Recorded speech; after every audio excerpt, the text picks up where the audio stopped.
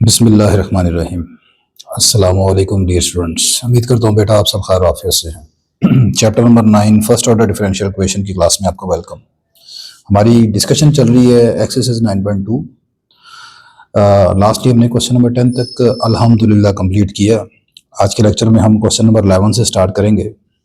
और ये जो हमारी एक्सरसाइज है ये आपकी सेपरेबल इक्वेशन से रिलेटेड है।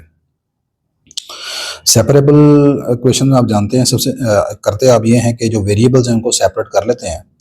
तो जैसे यहाँ पर आप देखें कि ये इक्वेशन हमें डिफरेंशियल इक्वेशन दी है, तो आप इसमें y वेरिएबल और x वेरिएबल को सेपरेट करेंगे।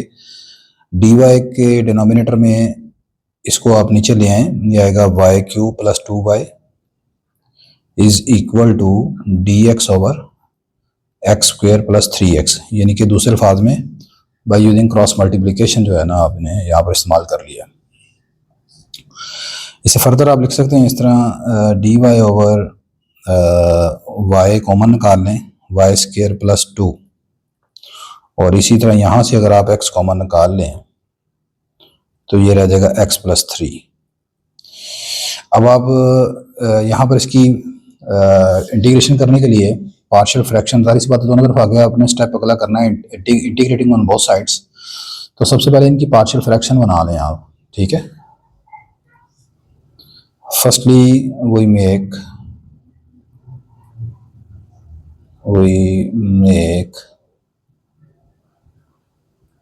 पार्शियल फ्रैक्शन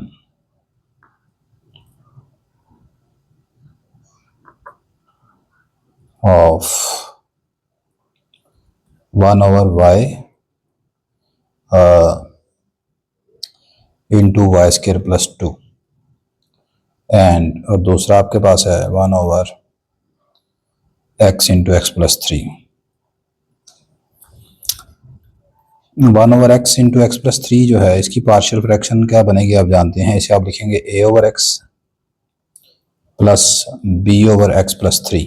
मैं आई होप के पार्शियल फ्रैक्शन अब आपको आती है जी। इसमें अगर नहीं आती तो फिर इसमें कुछ नहीं हो सकता, वो पहले आप सीखें।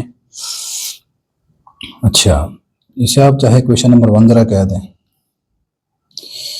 इसमें आप दोनों तरफ एलसीएम से मल्टीप्लाई करेंगे। वो मैं स्टेप जो कॉमन है आप जानते हैं, वो मैं यहाँ पर नहीं लिख रहा। दोनों तरफ एलसीएम से मल्टीप्लाई कर देंगे, यहाँ आ जाएगा 1 और इधर आ जाएगा a into x plus 3 plus b into x. इसे आप चाहे स्टार कहना चलें। अब a की वैल्यू निकालने के लिए आप जानते हैं जो है a का डिनोमिनेटर x की वैल्यू, x को 0 पुट कर देंगे a की वैल्यू निकालने के लिए। Put x is equal to 0 in star. Star में x की जगह 0 पुट करेंगे तो ये वाली सारी चीज़ आपकी 0 हो जाएगी। तो a की वैल्यू आ जाएगी 1 is equal to 3a। This implies a is equal to 1 over 3। फिर आप जो b का डिनोमिनेटर x प्लस 3 इसे 0 पुट करेंगे। Put x plus 3 equal to 0, यहाँ से x की वैल्यू आ जाएगी -3 के बराबर। पुट इन स्टार, तो ये स्टार है हमारे पास, इसमें x प्लस 3 को 0 पुट करेंगे, इसमें तो a फिनिश हो जाएगा और b के साथ आएगा -3b। 1 is equal to -3b। तो यहाँ से b की वैल्यू आएगी -1 over 3। ठीक हो गया जी।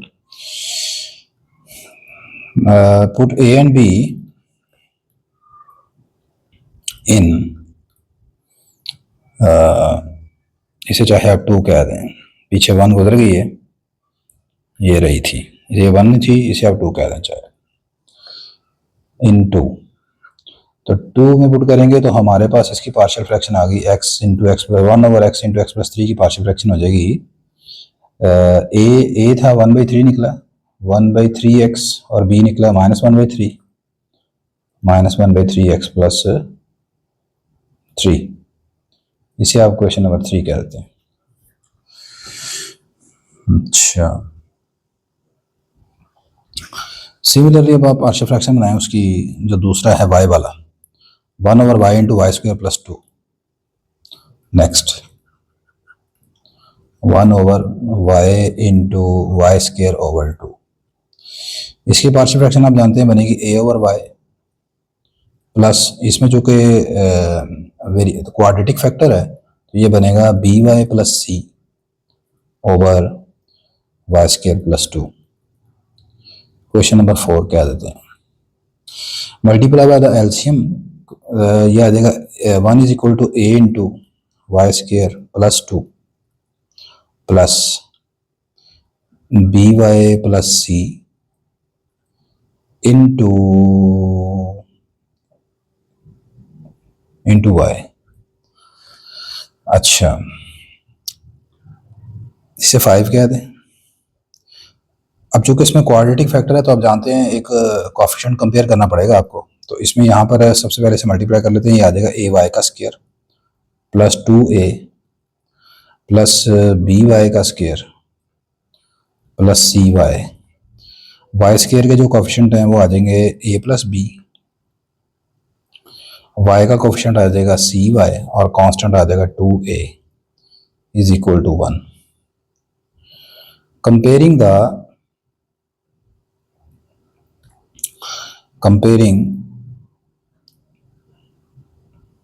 coefficients of y square, y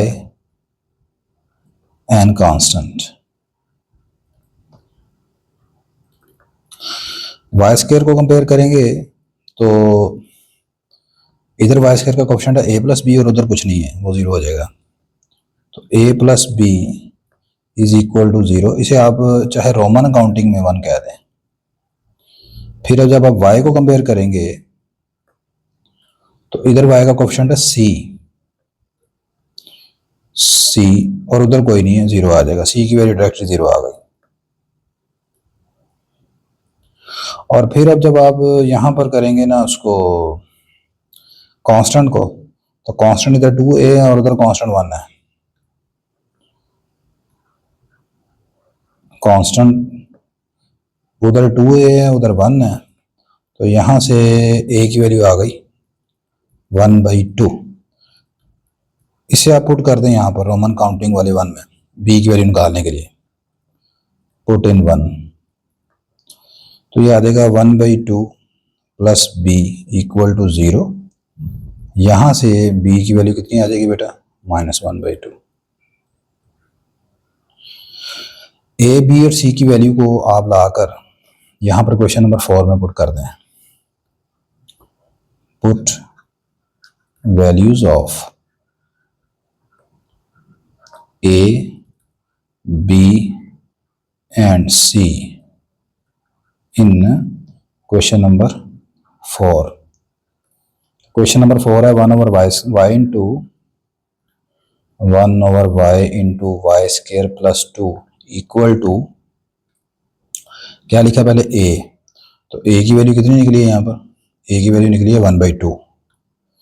1/2 y plus आगे है मेरा b निकला -1/2 और c 0 है।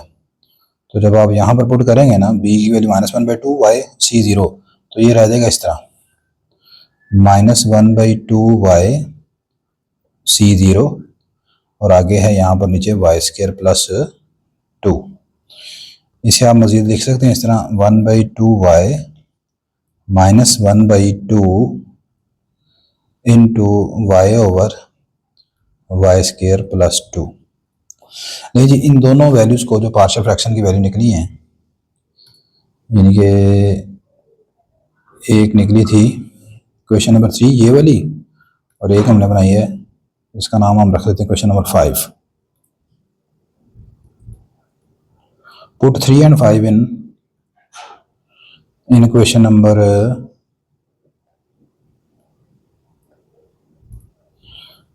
1 यहाँ पर ला के पुट कर देते हैं।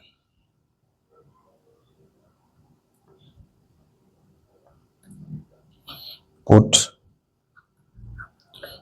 3 and 5 इन क्वेश्चन नंबर 1। तो क्वेश्चन नंबर 1 हमारे पास है मैं दोबारा लिख लेता हूँ question number 1, dy into y square plus 2 और इधर है dx over x into x plus 3। इधर वाली साइड की जो पार्शियल फ्रैक्शन हमारे पास बनी है वो बनी है जी 1/2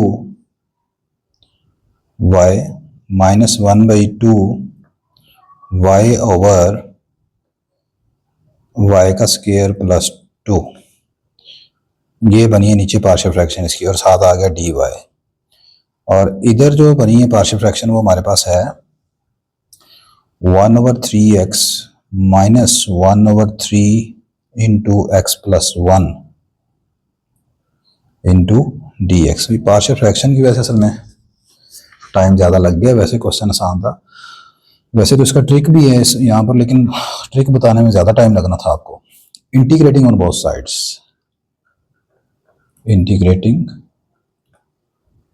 ऑन बोथ साइड्स, दोनों तरफ आप इंटीग्रेट कर लें। तो पहले इसी से इंटीग्रेशन करेंगे यहाँ पर, तो 1/2 को चाहे बाहर ले आएंगे, यानी ये आएगा 1/2 1/y into d Y minus आगे है 1/2। यहाँ पर देखें नीचे वाली वैल्यू का डेरिवेटिव है 2y, तो 2 से मल्टीप्लाई 2 से डिवाइड करेंगे तो ये मजीद एक 2 से डिवाइड किया, ऊपर 2 से मल्टीप्लाई करवा दिया, नीचे आ गया y square plus 2 into d y equal to, इधर 1/3 बाहर ले आएंगे, 1/3 1/x into D x minus, इधर भी 1/3 आप बाहर ले आओगे, minus 1/3 into 1/x plus 1 into D x. अब आप जानते हैं यहाँ पर 1/y, इसकी इंटीग्रेशन क्या होगी, log ऑफ y माइनस 1/4, इसका भी डेरिवेटिव नीचे मौजूद है तो ये आ जाएगा log of y square plus 2। इधर आएगा 1/3, ये भी 1/x, इसकी integration log of x minus 1/3, इसका भी x प्लस 1 का डेरिवेटिव ऊपर मौजूद है, x प्लस 1 का डेरिवेटिव 1 है तो 1 ऊपर मौजूद है तो इसका भी आ जाएगा log ऑफ x प्लस 1। अच्छा, अब जब हर तरफ ये आपके पास log ही log है ना, सही, तो आप यहाँ पर जो कांस्टेंट c ऐड करेंगे ना उसके साथ भी log लगा लें। लेकिन बनता है कि यहाँ पर ना बुक के जो अक्सर आंसर नहीं बनते स्टूडेंट से, तो वो ज़रूरी नहीं कि भाई आंसर आपने बनाना है, ठीक है, वो बस अपनी मर्ज़ी से जब ये बुक लिखी है जिस ऑथर ने, SM यूसुफ साहब ने, तो उन्होंने बस वो थोड़ा सा चेंज करके वो आंसर बना दिए, तो लाजमी नहीं कि भाई आंसर आपने बनाना है, सही है। अगर आपने वो वाला आंसर बनाना है तो चलें आप छोड़ दें, ज़्यादा मुश्किल हो जाएगा आपके लिए। असूल ये है कि वैसे जब हर तरफ log हो ना तो आप कांस्टेंट c के साथ भी log ऑफ c ऐड कर लें, ठीक है, तो गलत नहीं होगा। अच्छा, अब log की प्रॉपर्टी इस्तेमाल करेंगे, ये पावर ऊपर चल जाएगी, यहाँ पर भी पावर ऊपर आ जाएगी, हर जगह पर पावर ऊपर चल जाएगी, तो ये आ जाएगा बेटा इस तरह, log ऑफ y की power 1/2 minus log of y square plus 1 की पावर 1 और y स्क्वायर प्लस 1 की पावर 1/4 इक्वल टू, ये आ जाएगा log ऑफ x की पावर 1/3, log ऑफ x की पावर 1/3 आगे है minus log of x plus 1 की power 1/3 minus log of x plus 1 की power 1/3 plus log of c। यहाँ पर फिर log की प्रॉपर्टी इस्तेमाल करेंगे, दो log अगर सब्ट्रैक्ट हो रहे हैं तो आप जानते हैं वो पावर में इस तरह लिखे जाते हैं, y की पावर 1/2 ओवर y स्क्वायर की पावर 1/4 इक्वल टू, इसे आप लिख सकते हैं log ऑफ x की पावर 1/3 ओवर x प्लस 1 की power 1/3 plus log of c। Finally दो लोग ऐड हो रहे हैं तो इनको आपस में मल्टीप्लाई कर सकते हैं और इनको एक ही पावर में लिख सकते हैं आप इस तरह, x over x plus 1 whole power 1/3। लें जी, ये आ गया square root y over y square plus 1 whole power 1/4। दोनों तरफ एंटी लॉग ले लेंगे, लॉग लॉग से कैंसिल हो जाएगा, तो ये बेटा आपके पास आ जाएगा answer square root y over y square plus 1 whole power 1/4 equal to c time x into x over x plus 1 की पावर 1/3। ये आंसर है। अब अगर आप चाहते हैं कि मैं बुक वाला आंसर बनाऊं तो उसमें सिंपल ये है, सी को अंदर ले जाएं, एक नया कांस्टेंट बनाकर सी डैश करके। अब अंदर कैसे जाएगा बोला? आप यहाँ पर कह रहे हैं कि सी डैश जो है ना वो हमारा सॉरी सी जो है ना, सी ये वाला जो ओरिजिनल सी है ये इसके बराबर है, सी डैश की पावर 1/3 के बराबर। सही है। तो इसकी जगह इसको लिखेंगे सी डैश को, सी डैश की पावर 1/3। इस सी की जगह आप ये लिखेंगे, फिर पावर 1/3 बनाकर इसके अंदर ले जाएं। तो अभी आपका बुक वाला आंसर बन गया है जो बुक वाले ने। अच्छा, यहाँ पर ना एक छोटी सी मिस्टेक मुझसे हुई, और वो मिस्टेक क्या है ज़रा चेक कीजिएगा। यहाँ पर लिखा हुआ था y² + 2 और पीछे आ रहा है x + 3 है। तो एक तो यहाँ पर x + 3 कर लें, x + 3 कर लें, यहाँ पर भी x + 3 आ जाएगा, यहाँ पर भी x + 3, और ये y² + 2 है, y² + 2 y² + 2 x + 3। ये अब ये थोड़ी सी करेक्शन कर लीजिएगा, सॉरी। लें जी, ये आपको क्वेश्चन नंबर 11 कंप्लीट हुआ। क्वेश्चन लेंथी था यार ज़रा, इसलिए टाइम काफ़ी ज़्यादा लग गया। आगे क्वेश्चन नंबर 12 देखें। क्वेश्चन नंबर 12 में आसान क्वेश्चन है, dy + sin x minus cos x over sin x plus cos x equal to 0, और यहाँ पर लिखा हुआ है dx। दे जी, ये क्वेश्चन पहले ही ऑलरेडी सेपरेबल है, यानी x वाली वैल्यू ज़्यादा है, y वाली वैल्यू ज़्यादा है, तो बस दोनों तरफ आप इंटीग्रेट कर लें। dy, यहाँ से आप माइनस कॉमन निकाल लें पहले एक मरतबा, ये आएगा cos x minus sin x over sin x plus cos x into dx, और इधर 0 की इंटीग्रेशन कांस्टेंट c। आप देखें ये हो गया y माइनस, यहाँ पर देखें डिनोमिनेटर में sin x plus cos x है, इसका डेरिवेटिव क्या होता है? sin x plus cos x का डेरिवेटिव निकालने कितना बनता है? Derivative of sin x plus cos x with respect to x।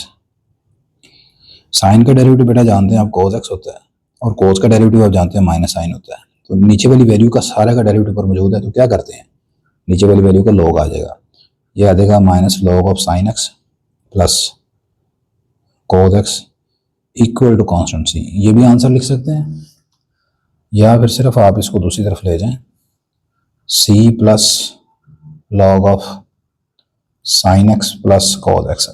अब बुक वाला आंसर अगर आपने बनाना है तो फिर वही बात है, थोड़ा चेंज करना पड़ेगा। अब तो इतना छोड़ दें, नहीं तो फिर बुक वाले आंसर के लिए ये है, y को मैं लिख सकता हूँ इस तरह, log ऑफ e की पावर y। इसको यहाँ पर आप लिखेंगे y की जगह log ऑफ y, इसको ऐसे, और फिर आप दोनों तरफ देंगे, और c को भी लिखें log ऑफ c, फिर आप एंटी लॉग लें। लेकिन मेरा ख्याल है इतना काफ़ी है, ठीक है। नहीं जी,